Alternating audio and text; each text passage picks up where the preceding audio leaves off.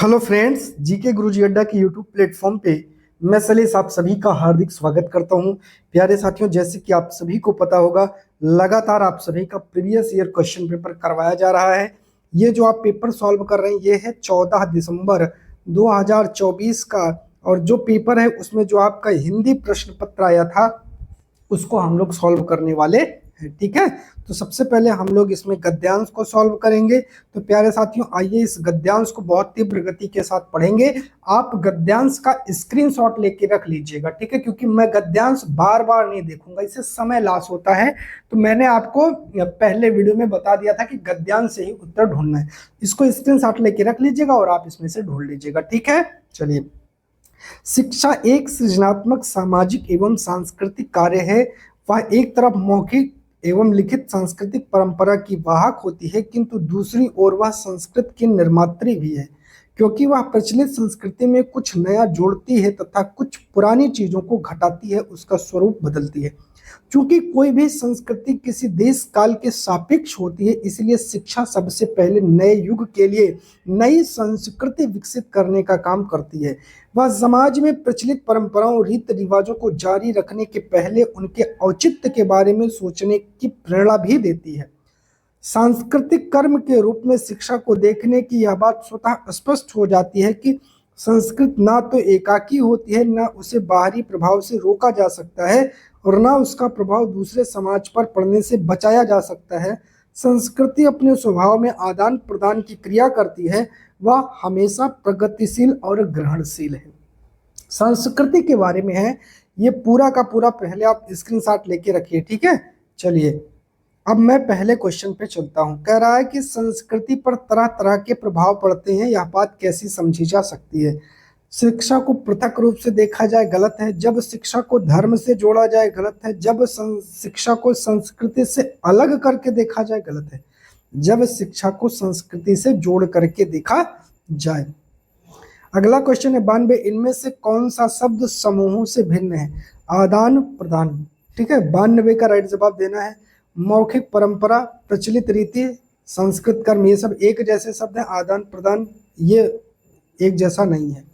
गद्यांश के अनुसार कौन सा वाक्य सही है। 93 का राइट जवाब देना है। संस्कृत हमेशा प्रगतिशील है, ठीक है। संस्कृति की मुख्य विशेषता उसका एकाकीपन है, गलत है। संस्कृत में किसी भी प्रकार का आदान प्रदान नहीं होता, गलत है। संस्कृत में गतिशीलता का भाव है, गलत है। चलिए आगे बात करते हैं। किस शब्द में इक प्रत्यय प्रयोग हुआ है। संबंधित, इक कह रहा है, इसमें इत है तो गलत है। सामाजिक इक है, ठीक है, दूसरा राइट जवाब हो जाएगा, कोई दिक्कत नहीं है। 95 पर चलते हैं। कोई भी संस्कृत किसी देश काल के सापेक्ष होती है, इस वाक्य से क्या आशय है। 95 का राइट जवाब देना है।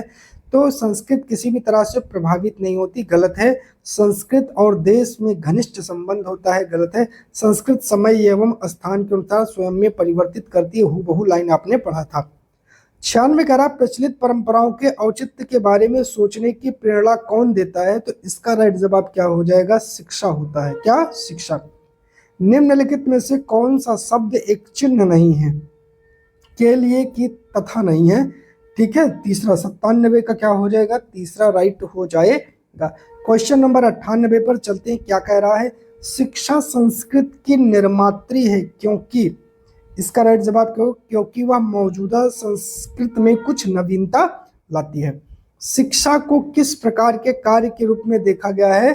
तो 99 का राइट जवाब हो जाएगा सांस्कृतिक, ठीक है। चलिए एक कविता दी गई है, इसको पढ़िए और इसको पढ़ के आप जवाब दीजिए। इसका स्क्रीनशॉट आप लेके रख लीजिए। कलम आज उनकी जय बोल, जला अस्थियां बारी बारी, छिटकाई जिनने चिनगारी, जो चढ़ गए पुण्य वेदी पर, लिए बिना गर्दन का मोल। कलम आज उनकी जय बोल, जो अगणित लघुदीप हमारे, तूफानों में एक किनारे, जल जल कर बुझ गए किसी दिन, मांगा नहीं स्नेह मुंह खोल। कलम आज उनकी जय बोल, पीकर जिनकी लाल सिखाएं, उगल रही लू लपट दिशाएं, जिनकी सिंहनाद से सहमी, धरती रही अभी तक डोल। कलम आज उनकी जय बोल, ठीक है। अब आइए इसको सॉल्व करते हैं। पद्यांश में सिंहनाद शब्द से क्या आशय है, तो बताइए। सिंहनाद शब्द से आशय है समेत स्वर, सिंह की गर्जना से नहीं, ललकार से है। कलम आज उनकी जय बोल से क्या तात्पर्य है, आप सभी को बताना है। लिखने की अपेक्षा बोलकर गुणगान नहीं, जय जयकार के नारे लगाए जाए नहीं, देश के लिए समर्पित लोगों के लिए लिखा जाए। भिन्न शब्द समूह की पहचान करें, पुण्य वेदी, लघुदीप, लाल सिराएं, जला अस्थियां। इसमें इसका राइट जवाब क्या हो जाएगा, पुण्य वेदी, लघुदीप, लाल सिराएं, जला अस्थियां। चौथा, इस पद्यांश में कौन सी भावना व्यक्त की गई है, ये तो सभी को पता है यार, देश प्रेम की भावना है, क्या इसमें बहुत ज्यादा पढ़ना है। छिटकाई जिनने चिंगारी जिनने, इसमें शब्द किसके लिए प्रयुक्त हुआ है, 104 का राइट जवाब देना है स्वतंत्रता सेनानियों के लिए वह। निस्वार्थ भाव से अपने प्राणों का बलिदान कर दिया, यह भाव किस पंक्ति में मुखरित हुआ है, 105 का राइट जवाब देना है कि जो चढ़ गए पुण्य वेदी पर लिए बिना गर्दन का मोल, बस। ठीक है, अगला क्वेश्चन नंबर 106, सामग्री की प्रामाणिकता किससे संबंधित है, आप सभी को बताना है। वह सामग्री जो बच्चे के घर में लेकर आते नहीं, अध्यापक द्वारा अपनी कक्षा के लिए लिखी गई सामग्री नहीं, सत्तासीन लोगों द्वारा विकसित या लिखित सामग्री नहीं। चौथा अपने आप राइट जवाब हो जाएगा, जीवन के वास्तविक संदर्भ में विकसित या लिखित सामग्री। 107 कह रहा, अर्पणा एक कक्षा 5 के शिक्षार्थी या समझती है कि किसी ऑडियो या बातचीत का अर्थ समझने के लिए श्रवण में प्रत्येक ध्वनि, शब्दों फिर वाक्यों को सुनना शामिल है। वह श्रवण अधिगम के किस उपागम में विश्वास रखती है, 107 का राइट जवाब देना है। तो इसका राइट जवाब होगा अधोशीर्षमुखी उपागम।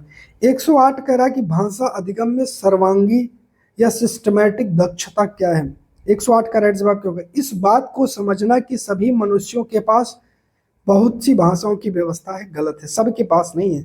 इस बात को समझना और प्रयोग में लाना कि भाषा एक व्यवस्था के रूप में कार्य करती है, बिल्कुल ठीक है। इस बात को समझना और प्रयोग लाना कि भाषा की एक व्याकरणिक व्यवस्था, ये गलत है।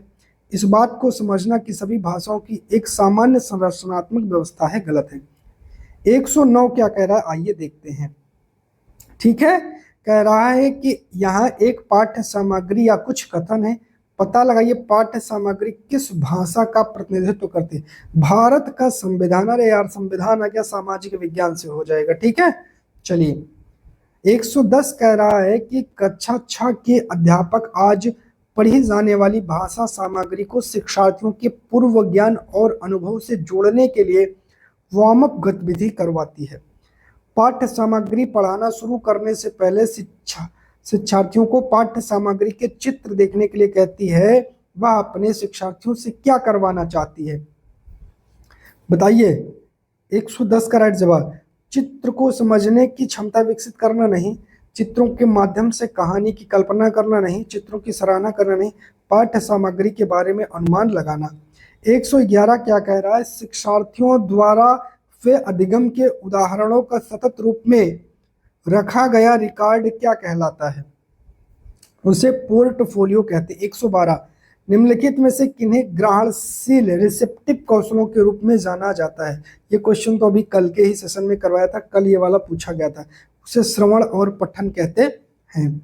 क्वेश्चन नंबर 113, बहुत से भारतीय जो नौकरी के लिए विदेश जाते हैं वे उस स्थान की भाषा सीखते हैं, इस प्रेरणा को क्या कहा जाता है, इसे क्या कहा जाएगा। यह ना तो यांत्रिक ना ही समाकलनात्मक है, गलत है, ये गलत हो जाएगा। ठीक है, समाकलनात्मक और यांत्रिक दोनों है, नहीं समाकलनात्मक है, नहीं यांत्रिक प्रेरणा है। निम्नलिखित में से कौन सी शास्त्रीय भाषा नहीं है, हिंदी नहीं है। ठीक है, 115 पर चलते हैं। कह रहा निम्नलिखित में से कौन सी विदेशी भाषा के अध्ययन के संबंध में राष्ट्रीय शिक्षा नीति 2020 के परिप्रेक्ष्य में सही नहीं है, तो जो सही है वो गलत हो जाएगा।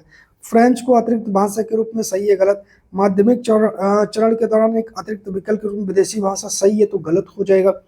त्रिभाषा सूत्र के अंतर्गत भाषाओं में एक रूप में विदेशी भाषा सही है, तो गलत होगा। एक मिनट, त्रिभाषा के अंतर्गत भाषाओं में एक रूप में विदेशी भाषा, ये हो जाएगा। त्रिभाषा में विदेशी भाषा नहीं है। ठीक है, 115 का 3 राइट जवाब हो जाएगा। 116 पर चलते हैं। 116 क्या कह रहा है भैया, कह रहा है कि निम्नलिखित में से कौन सी भाषा के बारे में जानना इससे संबंधित है।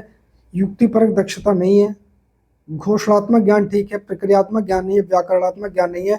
116 का राइट जवाब प्यारे हो जाएगा घोषणात्मक ज्ञान। 117, कक्षा 6 की अध्यापिका बोलने से संबंधित किसी गतिविधि के लिए निम्नलिखित कार्य तैयार करती है। रेगिस्तान और उसकी जलवायु स्थिति के बारे में कोई 5 वाक्य बोलिए। क्या यह एक अच्छा कार्य नहीं है? अपने उत्तर और उत्तर के कारण का चयन करें। 117 का राइट जवाब देना है। यह एक अच्छा कार्य नहीं, क्योंकि इस संदर्भ की कमी है, क्योंकि उन्हें रेगिस्तान और उसकी स्थितियों के बारे में कुछ नहीं बताया। बिल्कुल पहला ही राइट जवाब हो जाएगा, यही सही हो जाएगा। 118 क्या कह रहा है? कह रहा निम्नलिखित में से कौन सा कथन भाषा की बोली के बारे में सही है? तो आइए देखते हैं भाषा की बोली के बारे में। कभी कभी विभिन्न सामाजिक समूहों के लोग एक ही भाषा की विभिन्न बोलियां बोलते हैं, गलत है। भाषा की बोलियां एक क्षेत्र से दूसरे क्षेत्र में भिन्न भिन्न होती हैं, दूसरा राइट जवाब हो जाएगा, आगे नहीं जाना है। निम्नलिखित में से कौन सा कार्य समेकित अधिगम कौशलों को समुन्नत करता है? तो 119 का राइट जवाब हो जाएगा परियोजना कार्य। 120 पर चलते हैं, आज के सेशन का लास्ट क्वेश्चन। कह रहा है कि निम्नलिखित में से कौन सी युक्ति संदर्भ में व्याकरण शिक्षण से संबंधित है? संदर्भ में भाषा की सामग्री प्रस्तुत करना, शिक्षार्थियों का ध्यान भाषा की सामग्री की ओर दिलाना, जीवन की वास्तविक परिस्थितियों में भाषा का प्रयोग करने योग्य बनाना, और शिक्षार्थियों का ध्यान खोजबीन के द्वारा उनके नियमों की ओर दिलाना। इसका राइट जवाब क्या होगा प्यारे? इसका राइट जवाब हो जाएगा सचेतन जागृत करना। ठीक है, जो सचेतना है उसे जागृत करना। अब अगर आपको इसमें किसी भी प्रकार का डाउट हो तो आप मैसेज करके पूछ सकते हैं। बहुत बहुत धन्यवाद।